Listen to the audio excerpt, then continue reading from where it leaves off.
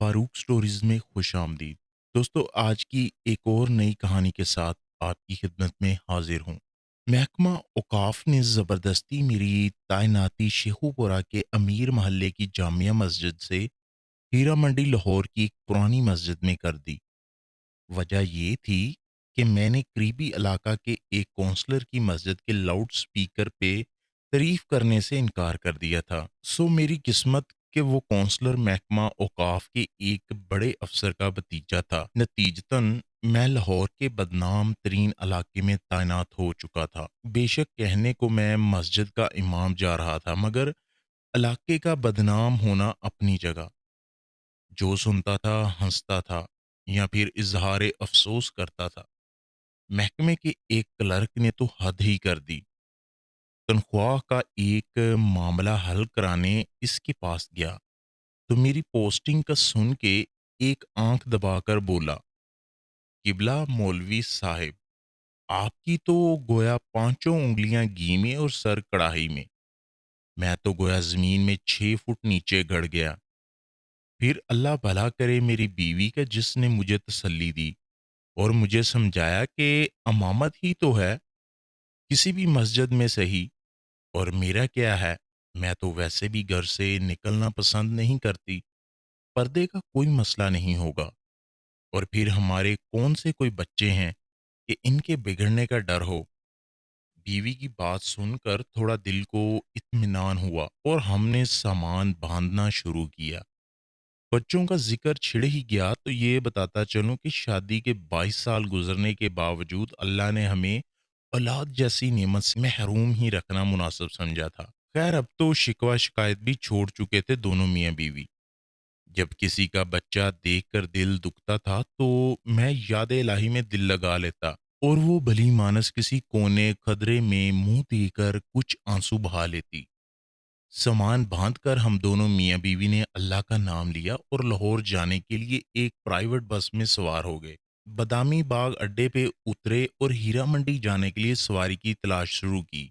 एक तांगे वाले ने मुझे पता बताने पर ऊपर से नीचे तलक देखा और फिर बुरके में मलबूस औरत साथ देखकर 40 रुपए के गोज ले जाने की हामी भरी।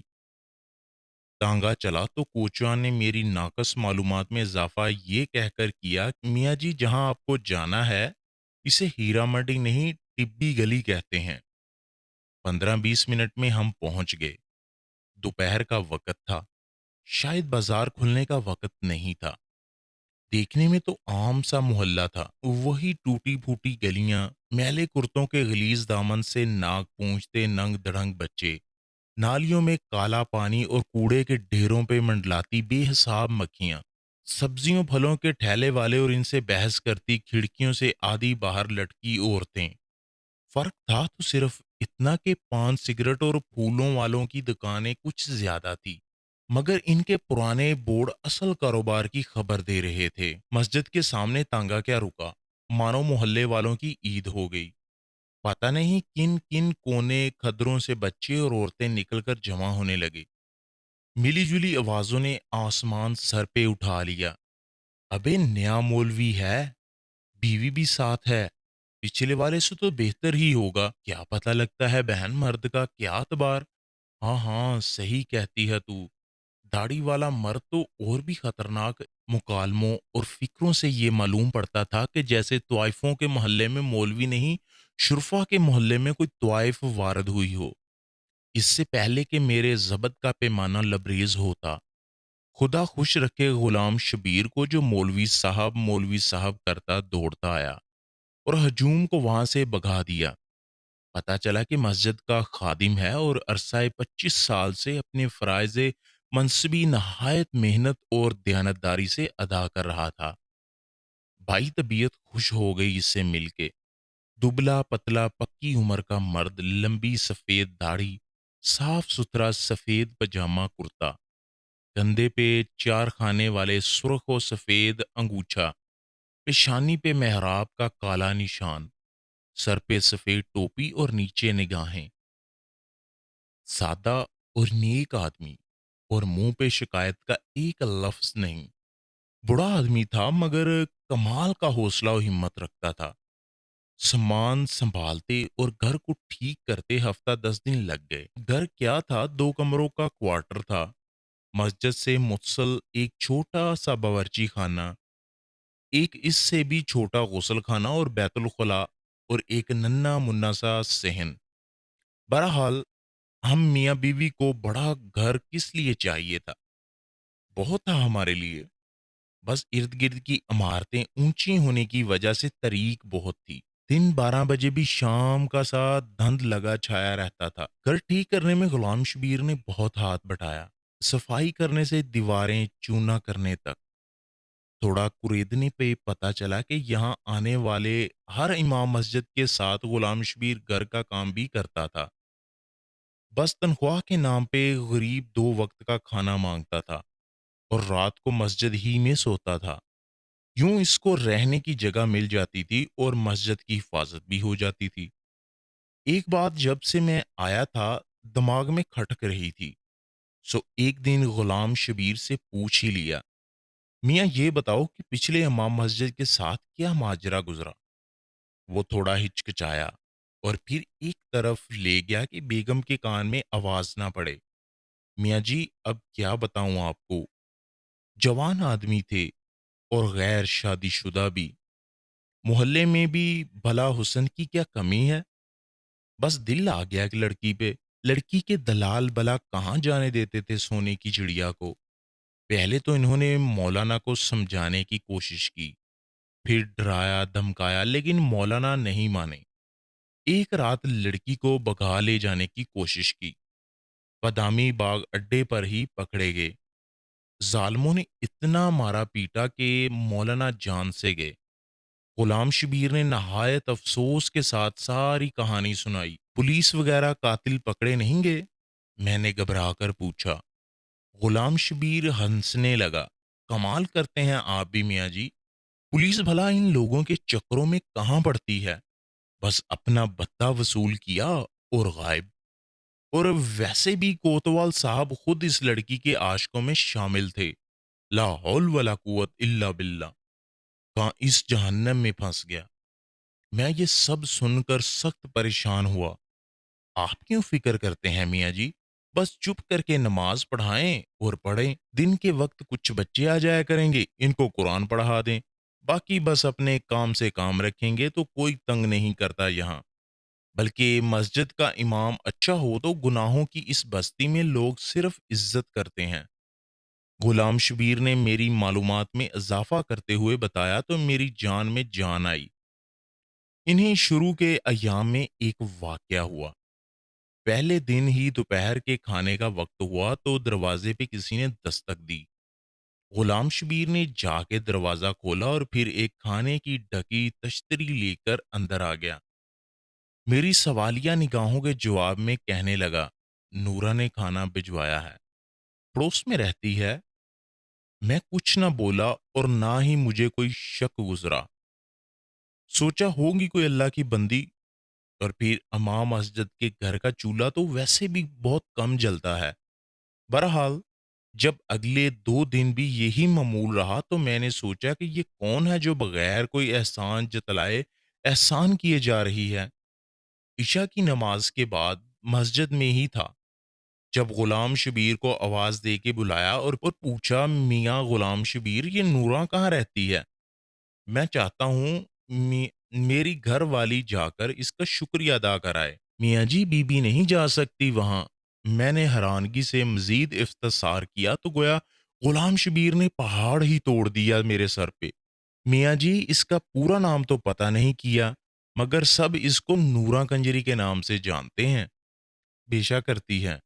जी पेशा करती है, यानी त्वाइफ है, और तुम हमें इसके हाथ का खाना खिलाते रहे हो। अस्तगफिरुल्लाह अस्तगफिरुल्लाह। गुलाम शबीर कुछ शर्मसार हुआ। मेरा गुस्सा देकर थोड़ी देर बाद हिम्मत करके बोला, मियाँ जी यहाँ तो सब ऐसे ही लोग रहते हैं। इनके हाथ का नहीं खाएंगे तो मुस्तकिल चूल्हा जलाना पड़ेगा, जो आपकी तनख्वाह में मुमकिन नहीं। ये सुनकर मेरा गुस्सा और तेज हो गया। हम शरीफ लोग हैं। गुलाम शबीर भूखे मर जाएंगे मगर तवाइफ के घर का नहीं खाएंगे। میرے تیور دیکھ کر غلام شبیر کچھ نہ بولا، مگر اس دن کے بعد سے نورا کنجری کے گھر سے کھانا کبھی نہ آیا۔ جس مسجد کا میں امام، عجیب بات یہ تھی کہ اس کا کوئی نام نہیں تھا، بس ٹبی مسجد کے نام سے مشہور تھی۔ ایک دن میں نے غلام شبیر سے پوچھا کہ میاں نام کیا ہے اس مسجد کا؟ وہ ہنس کر بولا، میاں جی اللہ کے گھر کا کیا نام رکھنا، پھر بھی کوئی تو نام ہوگا، سب مسجد کا ہوتا ہے۔ میں کچھ گسیانہ ہو کے بولا، بس میاں جی بہت نام رکھے، جس فرقے کا مولوی آتا ہے پچھلا نام تبدیل کر کے نیا رکھ دیتا ہے، آپ ہی کوئی اچھا سا نام رکھ دیں۔ وہ سر کھجاتا ہوا بولا۔ میں سوچ میں پڑ گیا، گناہوں کی اس بستی میں اس واحد مسجد کا کیا نام رکھا جائے، کیا نام رکھا جائے مسجد کا؟ ہاں، موتی مسجد ٹھیک رہے گا، گناہوں کے کیچڑ میں چمکتا پاک صاف موتی۔ دل ہی دل میں نے مسجد کے نام کا فیصلہ کیا اور اپنی پسند کو داد دیتا اندر کی جانب بڑھ گیا، جہاں بیوی کھانا لگائے میری منتظر تھی۔ اب بات ہو جائے قرآن پڑھنے والے بچوں کی۔ تعداد میں 11 تھے اور سب کے سب لڑکے، ملی جلی عمروں کے 5 سے 11 12 سال کی عمر کے۔ تھوڑے شرارتی ضرور تھے مگر اچھے بچے تھے، نہا دھو کے اور صاف ستھرے کپڑے پہن کے آتے تھے۔ 2 گھنٹے سپارہ پڑھتے تھے اور پھر باہر گلی میں کھیلنے نکل جاتے۔ کون تھے، کس کی اولاد تھے، نہ میں نے کبھی پوچھا نہ کسی نے بتایا۔ لیکن پھر ایک دن غضب ہو گیا۔ قرآن پڑھنے والے بچوں میں ایک بچہ نبیل نام کا تھا۔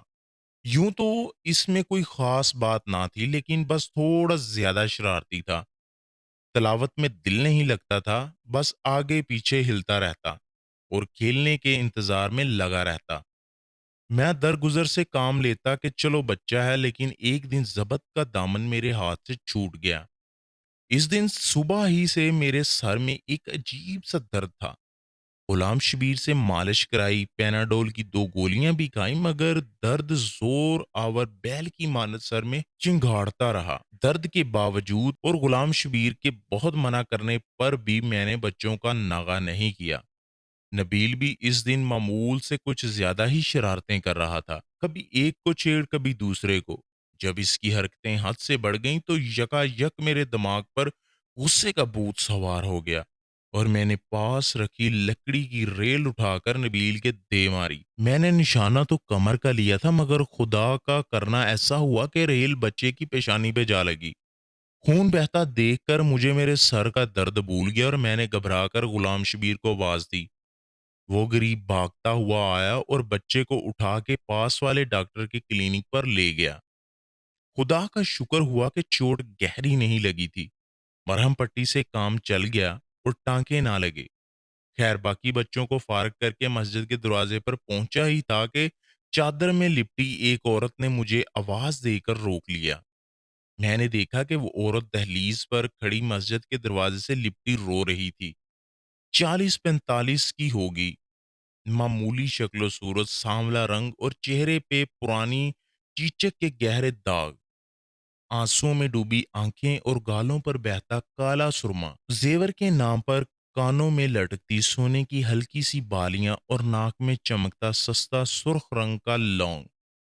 چادر بھی سستی مگر صاف ستھری اور پاؤں میں ہوائی چپل۔ کیا بات ہے بی بی، کون ہو تم؟ میں نے حیرانگی سے اس سے پوچھا۔ میں نورا ہوں مولوی صاحب، میں نورا ہوں مولوی صاحب، اس نے چادر کی پلو سے ناک پونچھتے ہوئے کہا۔ نورا، نورا کنجری؟ میرے تو گویا پاؤں تلے زمین ہی نکل گئی۔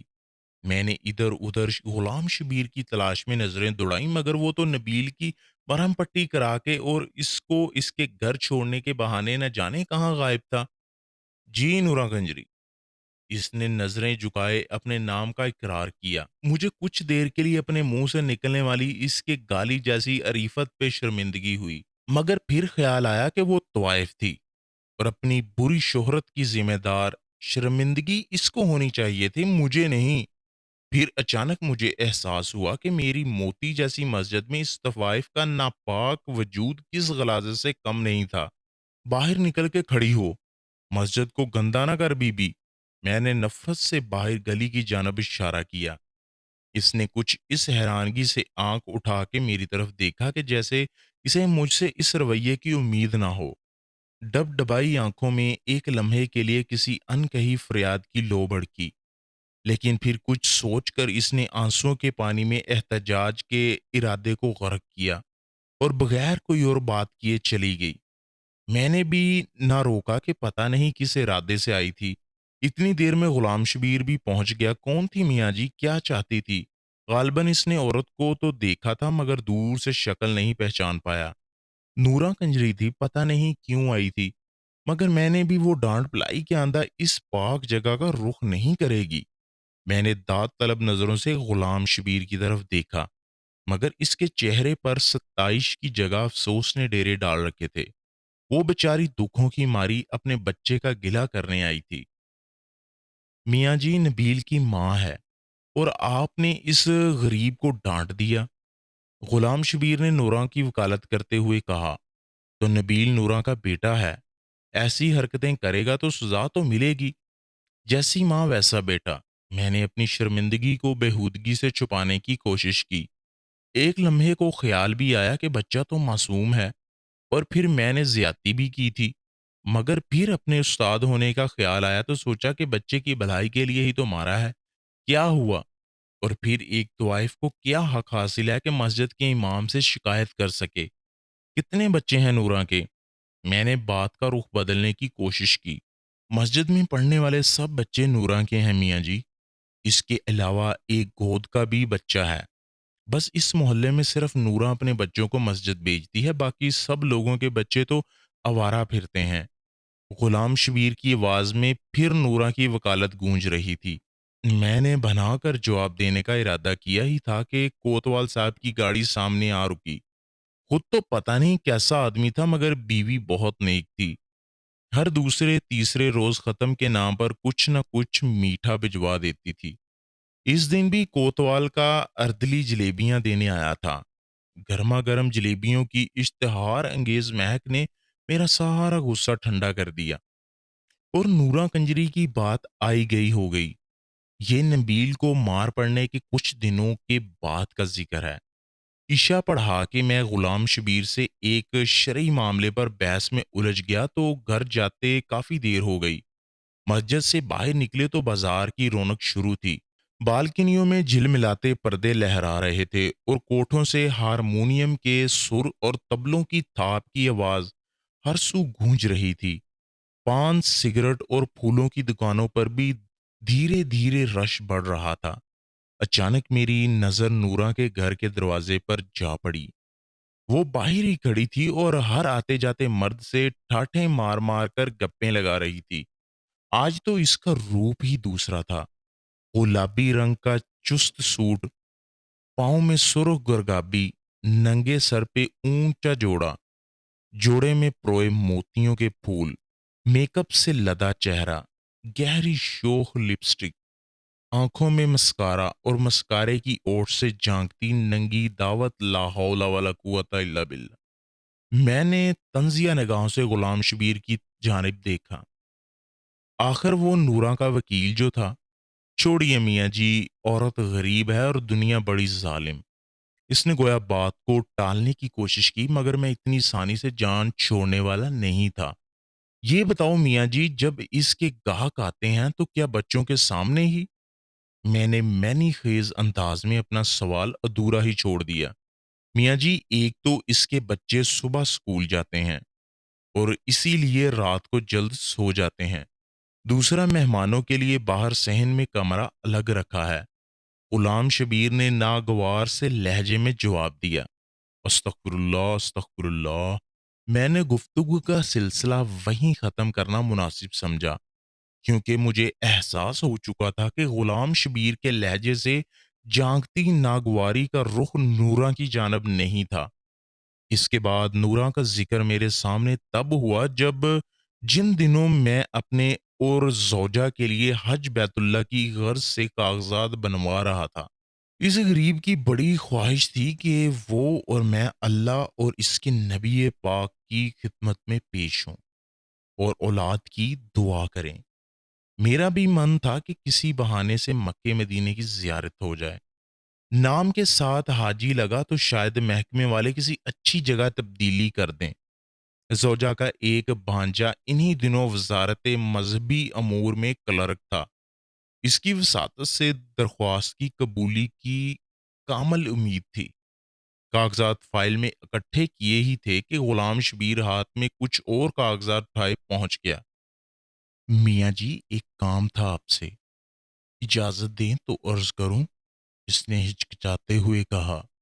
ہاں ہاں میاں کیوں نہیں، کیا بات ہے؟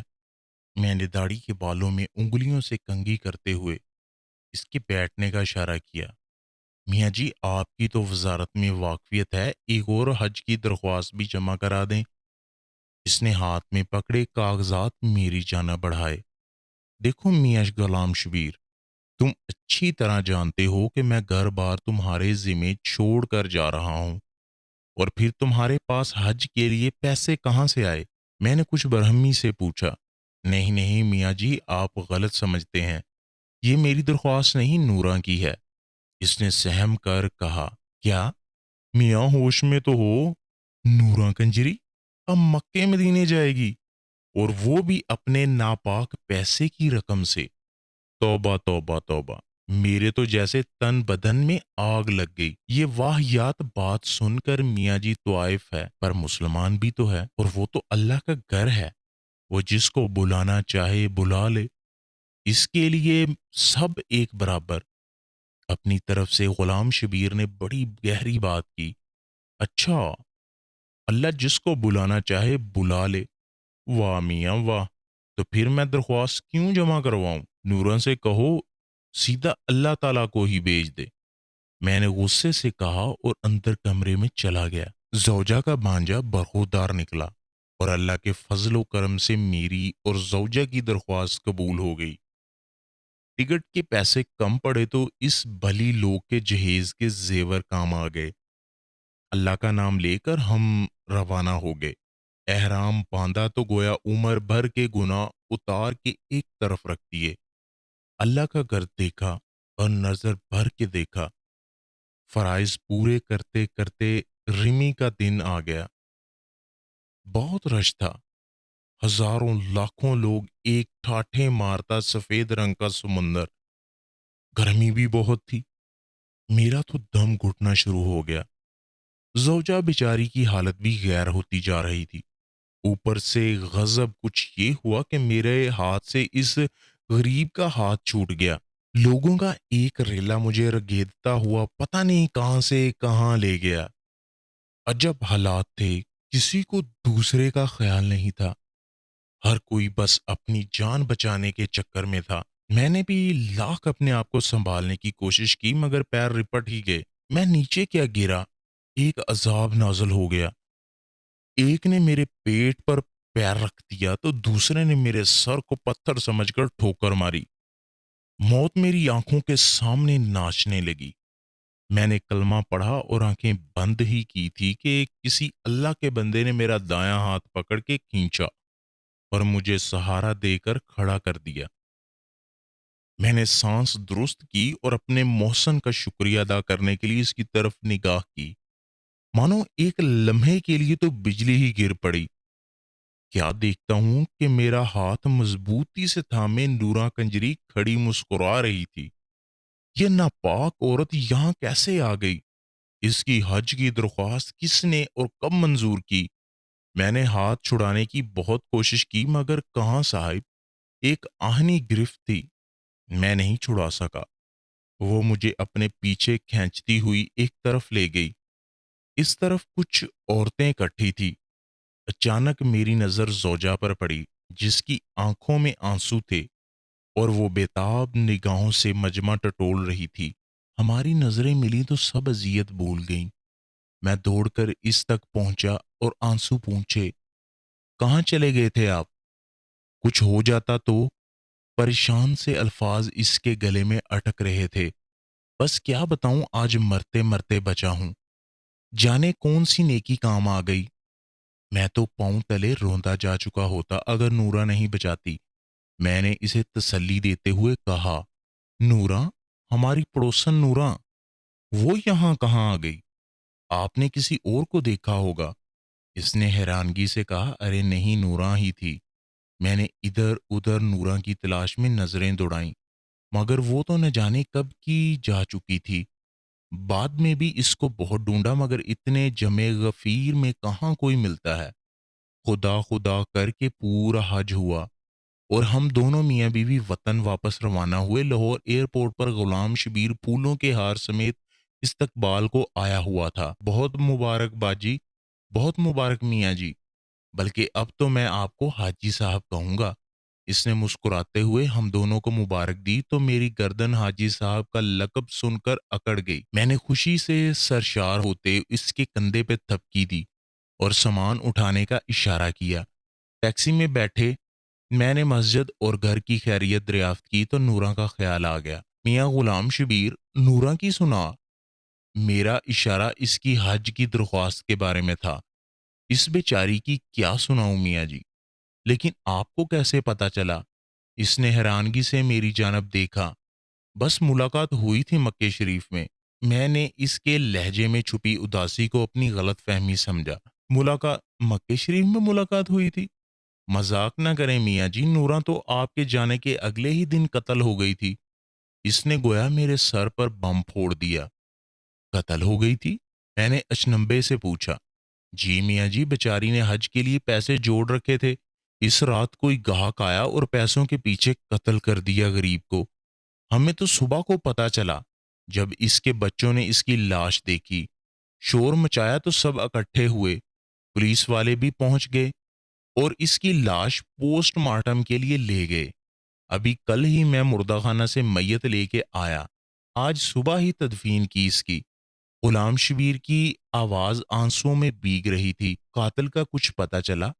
میں ابھی بھی حیرانگی کی گرفت میں تھا۔ پولیس کے پاس اتنا وقت کہاں میاں جی کہ طائفوں کے قاتلوں کو ڈھونڈے؟ اس بیچاری کی تو نماز جنازہ میں بھی بس 3 افراد تھے، میں اور 2 گورکن۔ اس نے افسوس سے ہاتھ ملتے ہوئے کہا، اور اس کے بچے، ان کا کیا بنا؟ میں نے اپنی آنکھوں میں امڑتی نمی پونجتے ہوئے دریافت کیا۔ نورا کے بچے نہیں ہیں میاں جی۔ غلام شبیر نے میرے کان میں سرگوشی کی۔ طوائفوں کے محلے میں جب کوئی لڑکا پیدا ہوتا ہے تو زیادہ تر اسے راتوں رات اٹھا کر کوڑے کے ڈھیر پر پھینک دیا جاتا ہے۔ وہ سب ایسے ہی بچے تھے۔ نورا سب جانتی تھی کہ کس کے ہاں بچہ پیدا ہونے والا ہے۔ بس لڑکا ہوتا تو اٹھا کر اپنے گھر لے آتی۔ کہنے کو تو طوائف تھی میاں جی، مگر میں گواہ ہوں، غریب جتنا بھی کماتی بچوں پہ خرچ کرتی، بس تھوڑے بہت الگ کر کے حج پہ جانے کے لیے جمع کر کے رکھتی تھی۔ وہ بھی اس کا قاتل لوٹ کر لے گیا۔ یہ بتاؤ غلام شبیر، جب میں نے اس کی درخواست جمع کرانے سے انکار کیا تو اس نے کیا کہا؟ مجھ پہ حقیقتوں کے در کھلنا شروع ہو چکے تھے۔ بس میاں جی کیا کہتی بیچاری، بس میاں جی کیا کہتی بیچاری۔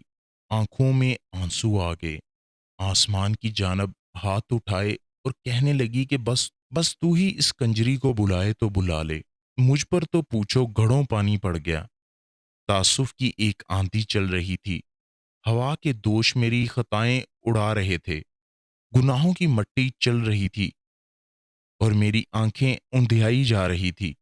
آپ کیوں روتے ہیں میاں جی؟ آپ تو ناپاک کہتے تھے اس کو۔ غلام شبیر نے حیرانگی سے میری آنسوؤں سے تر داڑھی دیکھتے ہوئے کہا، کیا کہوں غلام شبیر کہ کیوں روتا ہوں؟ وہ ناپاک نہیں تھی، ناپاک تو ہم ہیں جو دوسروں کی ناپاکی کا فیصلہ کرتے پھرتے ہیں۔ نورا تو اللہ کی بندی تھی، اللہ نے اپنے گھر بلا لیا۔ میری ندامت بری ہچکیاں بند ہونے کا نام ہی نہیں لے رہی تھی اور غلام شبیر نہ سمجھتے ہوئے مجھے تسلی دیتا رہا۔ ٹیکسی محلے میں داخل ہوئی اور مسجد کے سامنے کھڑی ہو گئی۔ اترا ہی تھا کہ نورا کے دروازے پہ نظر پڑی۔ ایک ہجوم اکٹھا تھا وہاں۔ کیا بات ہے غلام شبیر، لوگ اب کیوں اکٹھے ہیں؟ میاں جی میرا خیال میں پولیس والے ایدی سینٹر والوں کو لے کے آئے ہیں، وہی لوگ بچوں کو لے کر جائیں گے۔ ان غریبوں کی کوئی دیکھ بھال کرنے والا نہیں ہے۔ غلام شبیر نے کچھ سوچتے ہوئے کہا۔ میں نے زوجہ کا ہاتھ پکڑا اور غلام شبیر کو پیچھے آنے کا اشارہ کرتے ہوئے نورا کے دروازے کی جانب بڑھ گیا۔ کہاں چلے میاں جی؟ غلام شبیر نے حیرانگی سے پوچھا، نورا کے بچوں کو لینے جا رہا ہوں، آج سے وہ میرے بچے ہیں، اور ہاں، مسجد کا نام میں نے سوچ لیا ہے، آج سے اس مسجد کا نام نور مسجد ہوگا۔ تو دوستو، کیسی لگی آج کی سٹوری؟ امید کرتا ہوں پسند آئی ہوگی۔ چینل کو سبسکرائب کرنے کے ساتھ ساتھ ویڈیو کو یار ضرور لائک کیا کریں۔ ملتے ہیں نیکسٹ ایپیسوڈ، ملتے ہیں ملتے ہیں کسی ایسی ہی نئی سٹوری کے ساتھ۔ تب تک کے لیے اللہ نگہبان۔